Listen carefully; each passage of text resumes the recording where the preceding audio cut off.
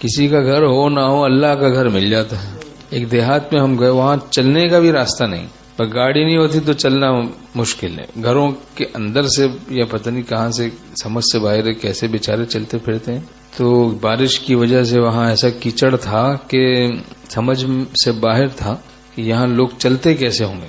تو بہرحال وہاں بھی مسجد تھی، وہاں بیان ہوا ہمارا. پھر وہاں دل میں اسی مسجد میں دل میں بات آئی کہ میں نے بیان میں بھی اس کو واعظ میں بھی بتائی وہ بات کہ ہمارے ہاں ایسا ہوتا ہے جس کے پاس زیادہ پیسہ آتا ہے، جو دنیا دار لوگ ہوتے ہیں عام طور سے، تو پھر وہ اپنا مکان بیچ کے وہ پیسے ملا کے کوئی مہنگے علاقے میں چلے جاتے ہیں، یہاں سے چھوڑ کے پھر گلشن چلے جاتے ہیں، پھر گلشن سے چھوڑ کے ڈیفینس چلے جاتے ہیں. یہ طریقہ بہت سے لوگوں کا ہے، دنیا داروں کا. جو اللہ والے ہیں، دیندار ہیں، جن میں دینداری غالب ہے، وہ ایسا نہیں، وہ تو ترجیح دیتے ہیں دین کو، ان ایک صحبتوں میں اللہ والوں کے قریب رہنے کو پسند کرتے ہیں. تو وہاں مسجد میں پھر ہم نے ایک بات بتائی، دل میں آئی کہ بھائی دیکھو یہاں ہمارے ہاں تو یہ ذوق ہوتا ہے، زیادہ مال آتا ہے، پھر دنیا داروں کا یہ ذوق ہوتا ہے، وہ کچھ پیسہ ملا کے پھر کسی اور بڑے علاقے میں چلے جاتے ہیں، اور پھر اس کے بعد کسی اور بڑے علاقے میں چلے جاتے ہیں، مہنگے علاقے میں چلے جاتے ہیں.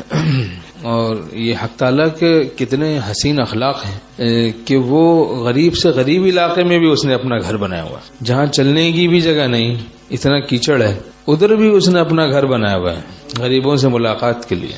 ورنہ اگر صرف وہ تو بادشاہوں کا بادشاہ ہے، احکم الحاکمین شہنشاہ ہے، وہ سب سے مہنگے علاقے میں دنیا کے کہیں اپنا گھر بناتا، پھر ہم لوگ کہاں سے جاتے ہیں اس کے پاس نماز پڑھنے کے لیے، اس کی ملاقات کے لیے کیسے جاتے ہیں، کیا کرتے؟